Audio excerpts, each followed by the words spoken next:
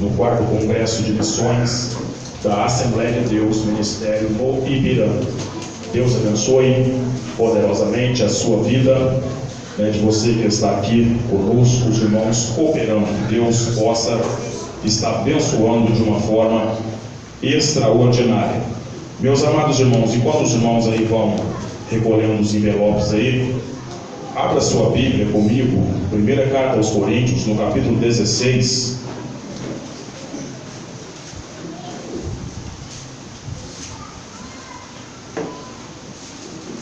Primeira carta aos Coríntios, capítulo 16, o versículo 9 é onde está o versículo que é o tema deste congresso, e aonde nós vamos estar falando uma palavra de Deus ao seu coração. Então, nós não vamos ser muito extenso, mas fique ligado naquilo que Deus tem para falar com você. Amém, meus amados irmãos? Todos encontraram? Amém. Porque uma porta grande e eficaz se me abriu, e há muitos adversários. Agora você vai lá em Atos dos Apóstolos, que é um complemento deste texto que lemos em Coríntios, capítulo 19, Atos 19, versículo 17 até o versículo de número 20. Está escrito assim, versículo 17: E foi isso notório a todos que habitavam em Éfeso, tanto judeus como gregos, e caiu o temor sobre todos eles, e o nome do Senhor Jesus era engrandecido. Muitos dos que tinham crido vinham confessando e publicando os seus feitos. Também muitos dos que seguiam artes mágicas trouxeram os seus livros e os queimaram na presença de todos, e feito a conta do seu preço, acharam que montava a 50.000 peças de prata. Assim a palavra do Senhor crescia poderosamente e prevalecia. Amém, irmãos? Podeis assentar, dando glórias ao nome do Senhor. Meus amados irmãos, o tema que eu quero estar trazendo para a reflexão de todos os irmãos que aqui estão, se tratando de um congresso missionário. Eu sempre digo, irmão, um congresso missionário é um congresso de despertamento para a vida da igreja. Às vezes, em congressos missionários, ouvimos todas as mensagens, muitas, Deus vai te exaltar, você vai sair de baixo, vai estar aqui em cima. É tudo coisa que foge da realidade bíblica, daquilo que a Bíblia nos ensina e que o Senhor também nos ensina na sua palavra. Hoje em dia nós vivemos um tempo, irmão, que a chama missionária, o amor pelas almas, está desaparecendo do coração de muitas pessoas. E a igreja, irmão, quando ela perde amor pelas almas, a igreja já deixou de ser igreja, passou a ser uma mera instituição. Mas aqui nós cremos que está a agência missionária. Aqui estão os missionários. Estamos na nossa cidade, Guaranésia, que tem mais ou menos 18.000, quase 19.000 habitantes. Acredito eu que nós não temos nem 10% de evangélicos crentes, lavado, remido no sangue de Jesus. Então tem muitas almas para nós ganharmos. Às vezes pensamos que o crescimento da igreja se dá por números, pessoa trocar de uma igreja para outra. Não, isso aí é proselitismo, irmão. Mas o que nos prova, o que nos mostra o que é ser igreja de Cristo, é quantas almas tiramos nós das mãos de Satanás. Quantos podem glorificar o nome do Senhor? Então diga assim, o tema que eu vou estar pregando, os desafios de um missionário. Diga assim: os desafios de um missionário. Mais uma vez, diga assim: os desafios de um missionário. Amém. Ou desafios de uma igreja missionária. Aqui, irmãos, no capítulo de número 16, no versículo de número 9, Paulo diz assim: porque uma porta grande e eficaz se lhe abriu. Quando a Bíblia diz aqui, irmão, a palavra porta, quando você está lendo na Bíblia, é uma palavra polissêmica, ou seja, uma palavra que tem vários significados. E um dos significados que nós vemos aqui é oportunidade. Paulo estava dizendo assim: uma oportunidade nos surgiu. Paulo tinha o desejo, irmão, de estar em Éfeso fazendo a obra missionária. Paulo alcança aquela cidade de Éfeso na sua terceira viagem missionária, no ano 54 depois de Cristo. Lá, Paulo então fica por alguns anos pregando a palavra do Senhor. E ele diz que há muitos adversários. Deus abriu aquela porta e Paulo decide então ficar lá anunciando o Evangelho. Quando ele escreve a carta aos Coríntios, ele diz que haveria a festa da Páscoa, que era um desejo do coração de Paulo estar participando com os seus irmãos judeus. Mas ele diz: eu não posso perder a oportunidade que Deus me deu de ganhar almas aqui em Éfeso. Então Paulo, ele começa em Éfeso fazer um trabalho missionário. Todo trabalho missionário, irmão, preste atenção nisso, todo trabalho missionário é um trabalho árduo, porque fazer missões é guerrear contra o inferno. Fazer missões é, vamos dizer assim, num linguajar bem simples nós entendermos, fazer missões e ao campo missionário é jogar pedra na caixa de marimbondo. E eu creio que todos nós aqui um dia jogamos pedra na caixa de marimbondo. Quando você joga, eles alvoraçam e você sai morrendo. Mas o missionário não pode sair morrendo. Ele tem que enfrentar os desafios da obra missionária. São muitos, mas nós temos o promotor de missões, o gerador de missões do nosso coração, que se chama Espírito Santo, a terceira pessoa da Santíssima Trindade, que está aqui no nosso meio. Quantos estão sentindo a presença dele? Aí Paulo diz então: há muitos adversários. Ele começa. Se você quiser abrir sua Bíblia aí no capítulo 19 de Atos, para você entender o que eu vou dizer. E ele então começa a pregar o Evangelho. Chegando lá, ele encontra alguns discípulos. Lucas relata que esses discípulos eram discípulos de João Batista. Paulo então fala assim: vocês conhecem, vocês já receberam o Espírito Santo? Quando está dizendo aqui, irmão, vocês, porque eles já eram crentes, salvos, mas eles ainda não tinham recebido o batismo com o Espírito Santo. Ou seja, 20 anos já se fazia e eles não tinham recebido ainda o batismo com o Espírito Santo. E eles dizem assim: não, nós nem sabemos que existe batismo com o Espírito Santo. Nós só conhecemos o batismo de João Batista.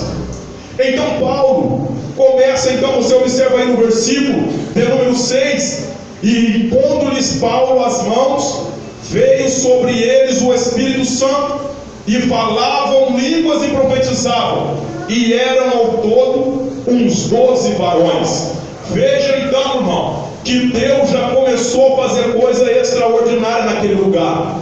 Paulo fala do batismo com o Espírito Santo, e eles não conheciam, mas eles acreditavam. Paulo impôs as mãos, e naquele mesmo momento, naquela mesma hora, eles receberam o batismo com o Espírito Santo, falaram em línguas e profetizaram. Quanto crê que Jesus ainda batiza com o Espírito Santo? Deixa eu te diz é uma verdade. Tem muita gente hoje, irmão, que espera um pregador vir de fora para ter batismo com o Espírito Santo na igreja. Tem muita gente que espera um congresso para ter batismo com o Espírito Santo na igreja. Isso é meninice, é falta de conhecimento bíblico, porque o meu Jesus, o teu Jesus, ele batiza em qualquer culto. Aonde tem uma pessoa buscando o batismo com o Espírito Santo, ele pode batizar, porque quem batiza com o Espírito Santo não é o pregador nem a voz dele. Quem batiza com o Espírito Santo é Jesus Cristo. Quantos podem glorificar o nome do Senhor? E se você crê, se você que não é batizado com o Espírito Santo, eu quero convidar você já neste momento a começar a buscar, porque ele pode te batizar aqui, neste lugar, nesta noite. Foram batizados com o Espírito Santo, e a Bíblia nos mostra no versículo de número 8, acompanha aí comigo.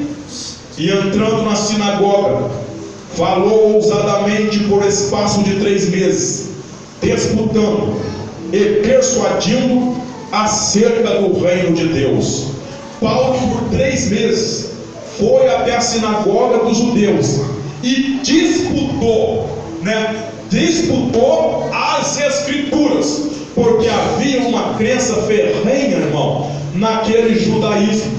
Mas Paulo, por 3 meses, foi lá disputar. Por isso a igreja não pode ser uma igreja, irmão, que não tem conhecimento bíblico. A igreja deve se aprofundar nas Escrituras Sagradas, porque quanto mais eu conheço a Bíblia, mais eu conheço Deus. Por isso, irmão, tem que ter culto de ensino. Tem muita gente hoje, irmão, que a igreja já está falida, dizendo assim: olha, culto de ensino já está fora de moda, vamos fazer o oba-oba, vamos fazer a campanha, porque aí o povo vem. Irmão, igreja que só vive de campanha em campanha, pode marcar, vai durar um certo tempo, logo desaparece. Mas o que segura crente na igreja não é oba-oba e nem campanha, ainda é a palavra de Deus. A palavra de Deus que segura as pessoas. Mas pastor, se o Senhor pregar duro, o povo não vai cantar. Irmãos, nós fomos chamados para conduzir pessoas para o céu e não para o inferno. Se quer ir para o inferno, fica no mundo, mas aqui tem palavra de Deus, e a palavra de Deus que transforma, é a palavra de Deus que muda. Se não fosse a palavra, o Charles não estava aqui hoje. A Bíblia muda vidas ainda. Quantos creem nisso? Quantos foram transformados pela palavra do Senhor? Bendito seja o nome do Senhor. Então tem que ter escola dominical, tem que ter culto de ensino. Prega a palavra, irmão, porque a palavra vai transformando. Às vezes o crente está com aquelas velhas manias, às vezes ainda não foi liberto do cigarro, da bebida, da cachaça, mas deixa vir, vem para o culto de ensino, porque a palavra limpa. João 17 diz assim: vós sois santificados pela palavra. A palavra liberta, a palavra transforma, a palavra muda. Quantos creem no poder da palavra de Deus? A palavra tem que ser ensinada. E Paulo foi lá por 3 meses disputar, ensinar a verdade para eles. Mas olha o versículo 9: mas como algum deles se endureceram e não obedecessem, falando mal do caminho perante a multidão, retirou-se deles e separou os discípulos, disputando todos os dias na escola de um certo tirano. Veja que Paulo disputou a Escritura por 3 meses, ensinando a palavra. Mas olha o que aconteceu: mas como algum deles se endurecessem e não obedecessem. Irmãos, até hoje no meio evangélico, tem as pessoas que são duras para a palavra, que o seu coração já está endurecido, que não quer obedecer. Amados, aprenda uma coisa: na igreja dos dias atuais está tendo muitos senhores, mas Deus não chamou nós para sermos senhores. Deus nos chamou para sermos servos.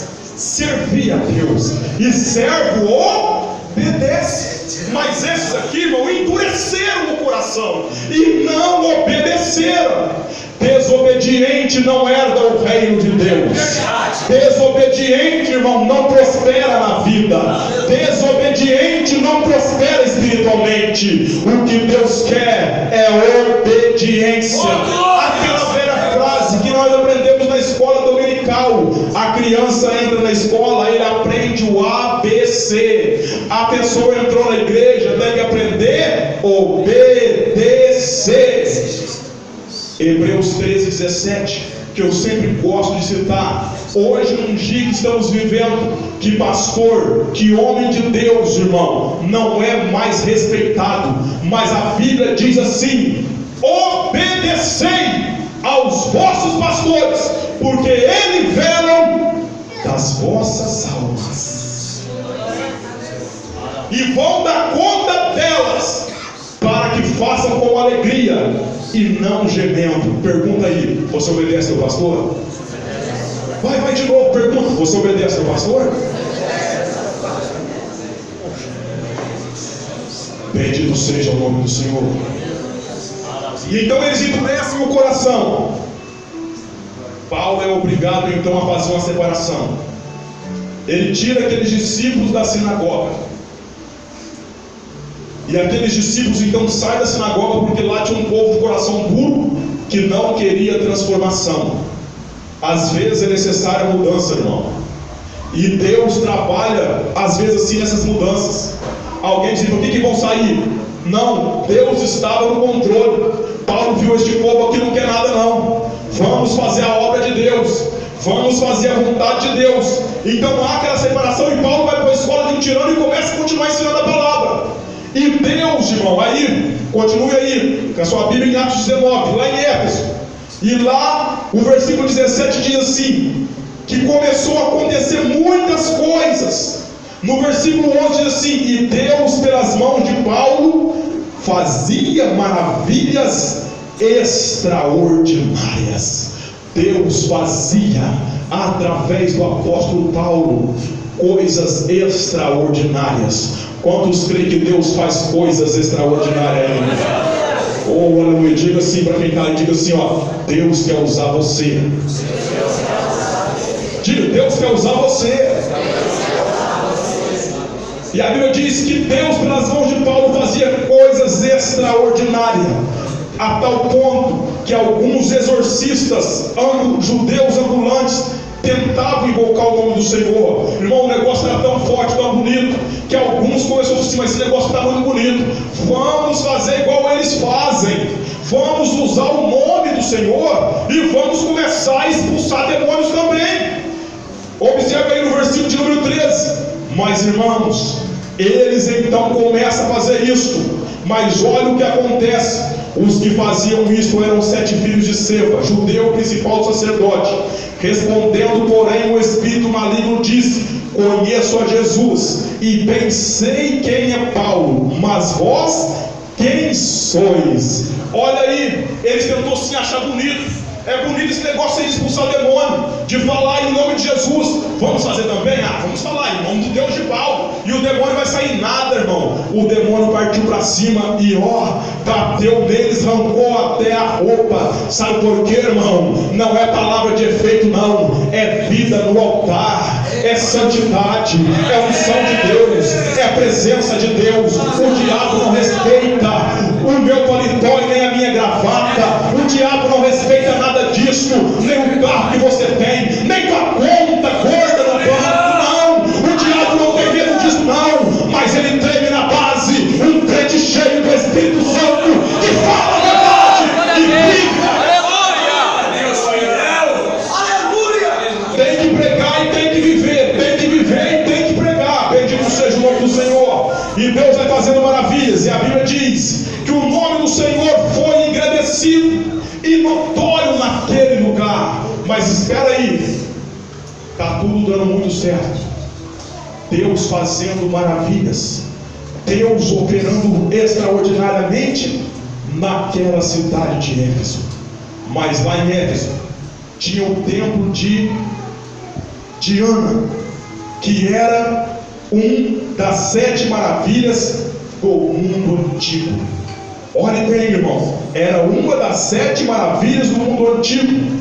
Tinha 130 metros de comprimento, 67 de largura, era adornado com 127 colunas com 18 metros de altura, feito por 127 reis e decorado com belas estátuas. Era uma coisa magnífica.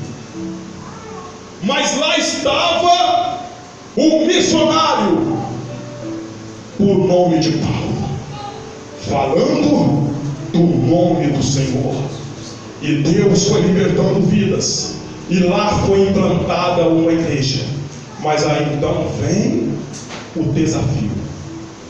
Observa aí, versículo 28.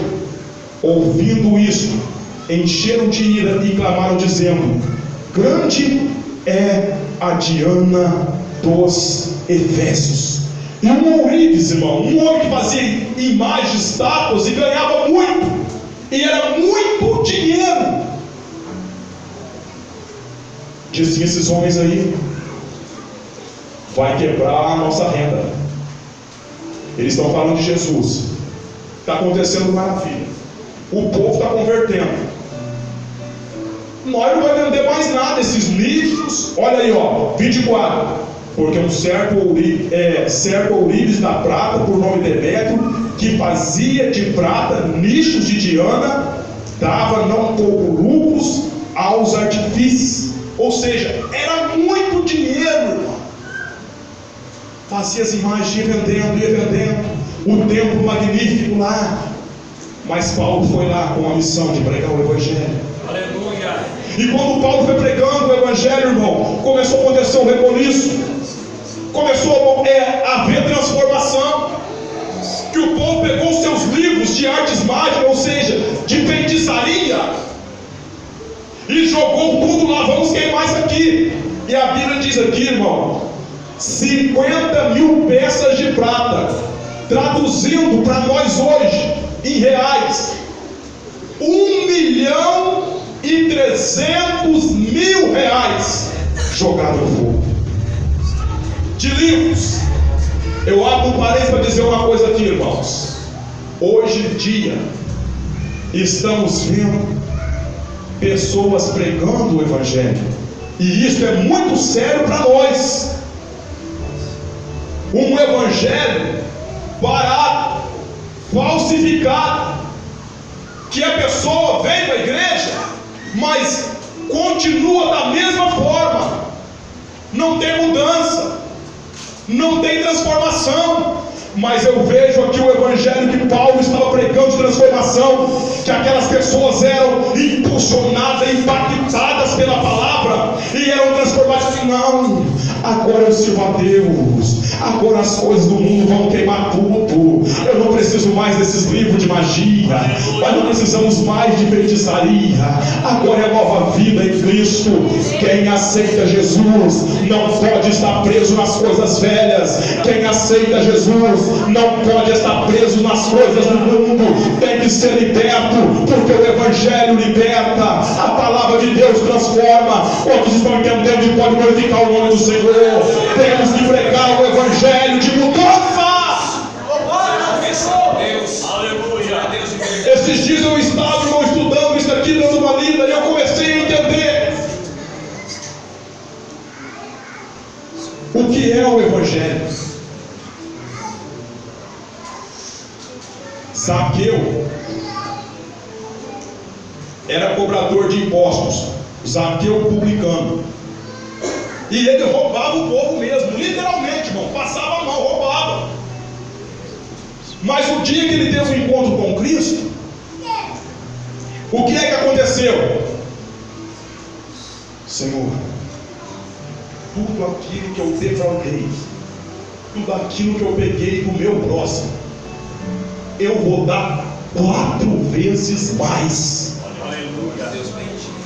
Eu quero dar 4 vezes mais pelo mal que eu levei aquelas pessoas. Mudança de vida, transformação, abandono. Mas hoje não é assim. Ganhou lá não sei quantos milhões traficando, vem para a igreja, continua com o carrão, para casa com tudo, irmão. Evangelho é este: é transformação de vida, é abandonar as velhas práticas, das coisas que ofendem a Deus. E aqui nós vemos que ele abriu mão de tudo. Vamos dizer quem, irmão? Vamos dizer assim, hoje em dia tem a Livraria da Cultura, onde tem vários livros, pede doação de livro. E hoje em dia você pode dar qualquer livro, porque as pessoas aceitam lá. Candomblé, é de tudo, você pode mandar. Mas ele disse: não, o que não presta para mim, eu também não posso dar para o meu próximo. Aleluia. Está entendendo, irmão? Aleluia. O que não presta para mim, eu também não posso dar para o meu próximo. Já viu quando a pessoa trabalha em alguma empresa, irmão? Aí chega no final do ano, dá lá bebida alcoólica, né, geralmente, porque é costume, né? Mas você é crente, você serve a Deus. Aí te dá lá uma garrafa de vinho, né? Ou te dá, sei lá, um litro de vodka, sei lá, o que dá? Ah, eu não bebo. Mas o meu parente lá, que não é crente, ele bebe, vou dar para ele. O que é isso aí, irmão? Senhor Jesus. Você é crente, irmão? Você cata aquilo lá, então sabe o que você faz? Eu já ensinei a igreja: deixa a tua pia da cozinha bêbada, mete lá a cachaça nela. Está entendendo, irmão? Transformação. Evangelho é mudança. Aleluia.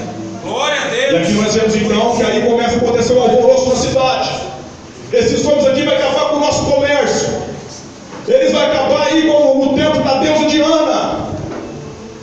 Vai acabar com tudo, porque estão falando desse Jesus. E aconteceu um alvoroço, irmão, que sacudiu a cidade. Aleluia. É onde Paulo disse: eu tenho muitos adversários. O verdadeiro missionário, a verdadeira igreja missionária, enfrentará vários adversários, inimigos da verdade, inimigos do evangelho verdadeiro. Mas não se preocupe não, meu irmão. O importante é o que Deus vai fazer através da tua vida. O importante é o que Deus vai fazer através da tua vida. Deixa se levantar contra. Lá vem mais um aí. Lá vem mais um diferente aí que prega contra isso, contra aquilo. Não preocupa não, irmão. Deus está vendo o teu trabalho. Vai em frente. Oh, bendito seja o nome do Senhor. Se Deus nos der graça, vamos fechar os bares dessa cidade, sim. Oh, bendito seja o nome do Senhor. Se Deus nos der graça, vamos acabar com o comércio de venda, de imagem e indulgência, dessas coisas aí, sim. Se Deus nos der graça, irmão, vamos fazer a limpeza. O pecado tem que ser banido, o nome do Senhor tem que ser glorificado. É um congresso de missões, e que todos nós possamos sair daqui com uma visão missionária, dizer: eu tenho que ganhar almas, eu tenho que ganhar almas, eu tenho que ganhar almas, eu tenho que ir para a rua pregar o evangelho. É muito bom pregar aqui dentro da igreja, mas vamos para a rua pregar o evangelho. Tem muita gente precisando da nossa palavra. Quantos podem levantar a mão e glorificar o nome do Senhor? Há muitos adversários, há muitos que vão levantar contra. Quem? Os que são contra o evangelho verdadeiro. Eu ainda, irmão, sou tradicional nas escrituras sagradas. Eu não abro mão da palavra de Deus. Vivemos num tempo de inovação. Está cheio de inovação. Olha o que eu já ouvi, irmãos. Um dia uma pessoa, desviado deste século 21 que estamos vivendo, chegou assim: olha, pastor, para nós ter mais jovem na igreja, nós precisamos fazer alguma coisa. O quê? Precisamos levar eles para o campo de futebol, precisamos fazer alguma coisa, uma balada, não sei o que lá. Eu já repreendi, disse: miserável, está desviado, irmão, porque eu lendo a Bíblia, eu nunca vi Jesus ensinando a fazer jogo de futebol, nem balada para segurar ninguém na igreja. Quando você olha para a igreja primitiva, eles estavam tudo lá, eram quase 3 mil diariamente aumentando. Mas a Bíblia diz o quê? Que eles perseveravam no jogo de futebol? Não, perseveravam na palavra e na oração. Quantos ainda amam a palavra? Quantos ainda estão orando, vivendo na oração? Oh, bendito seja o nome do Senhor. De vez em quando, ou de vez em sempre, ouvimos alguém dizer assim: pastor, a igreja do passado tinha batismo com o Espírito Santo, na igreja do passado acontecia maravilhas. Irmão, Paulo já foi, está aqui para exemplo nosso. Daniel Gunnar Vig já foi. Este é o nosso tempo. Irmão, não vamos envergonhar a nossa geração, não. Vamos fazer a diferença nessa geração, porque um dia que partimos, se Jesus não vier buscar a sua igreja, alguém vai falar assim: teve uma geração de homens de Deus aqui que amava a palavra, que viviam na oração. Eu fui salvo através da pregação dele, eu fui salvo através da oração dele. Cadê esse? Vamos ver se tem esse povo que ora ainda e que ama a palavra. Levanta a mão para glorificar e exaltar o Senhor. O que segura o crente na igreja, a mocidade, é a palavra de Deus.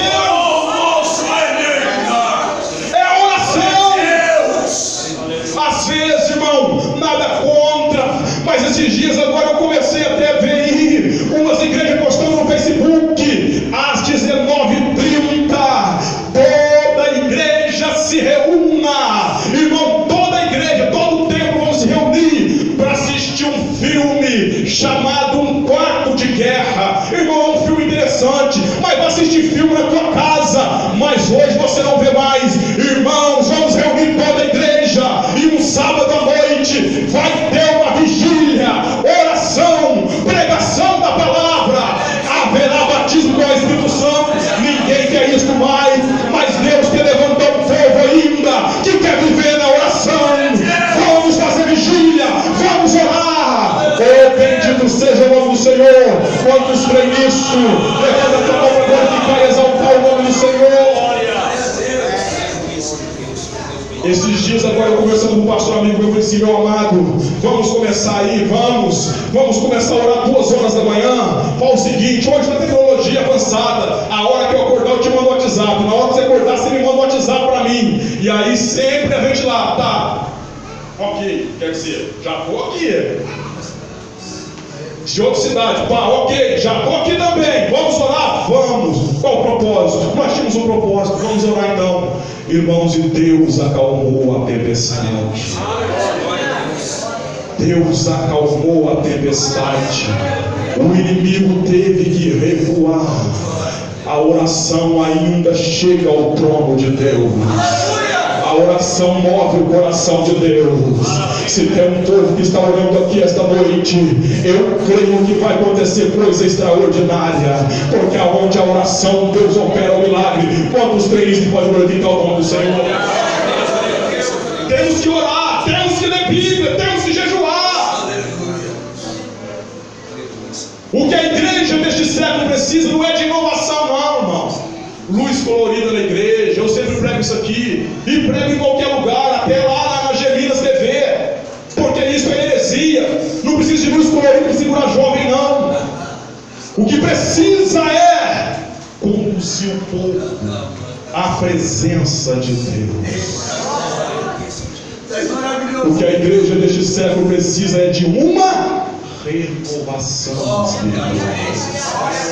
Quantos querem ser daqui renovados hoje? Quem está gostando, diga amém. Quem não está, diga amém do mesmo jeito. Aleluias. Há muitos adversários. Quantos aqui querem ser missionário, fazer a obra de Deus? Deixa eu ver. Pouquíssimo. Quem quer ser missionário, fazer a obra de Deus? Antes de você ir para a África, para a China, para qualquer lugar que seja, missões aqui na tua cidade. Na tua cidade. Porque aos olhos de Deus, irmão, é sempre bonito a gente mostrar assim, ó, como ele está mostrando aqui um trabalho missionário, que o Ipiranga tem em vários países, é bonito. Mas as missões aqui, e nós, o que estamos fazendo na obra missionária? Pastor, eu tenho uma chamada, eu quero ir para a África, mas você está ganhando alma aqui já?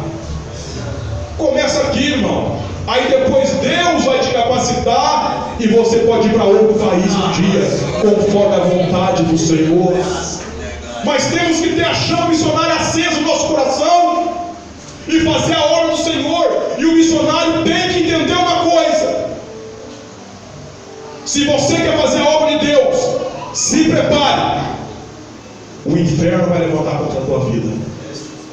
Os hereges vão levantar contra a tua vida.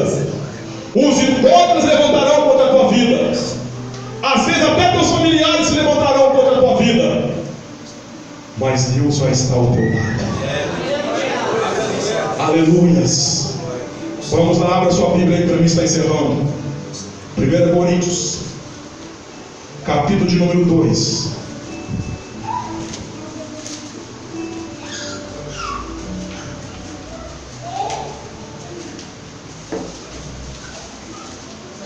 Versículo 3.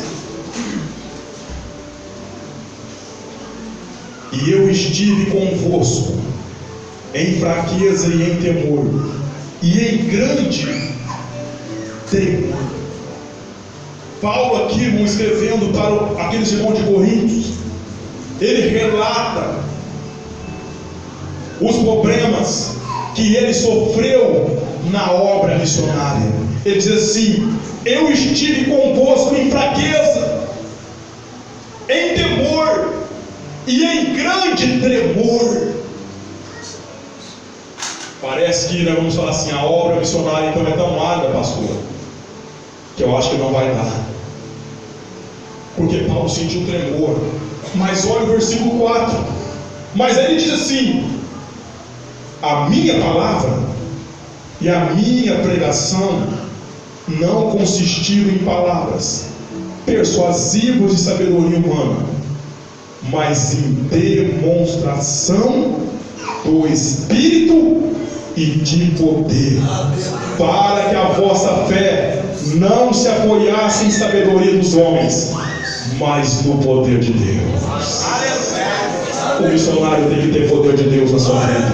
Glória a Deus. Porque vamos enfrentar, irmão, um exército satânico. O diabo, irmão, ele luta, ele não quer que as pessoas convertem. E hoje é uma dificuldade para trazer alguém para servir a Deus. Hoje é uma dificuldade. Por quê? Porque o diabo hoje, irmão, pôs aí várias, vamos dizer assim, portas para as pessoas, o falso evangelho. Hoje em dia, irmãos, pasme, existe igreja de todo gosto, irmão, mas há um evangelho verdadeiro que é pregado. E Paulo, em Gálatas capítulo 1, versículo 8, ele diz assim: se aparecer um anjo do céu, ainda que apareça um anjo do céu, anuncie outro evangelho. Ou seja, vem um adversário e anuncia outro evangelho que estamos anunciando, que ele seja amaldiçoado. Paulo não abria mão do evangelho verdadeiro. Bendito seja o nome do Senhor.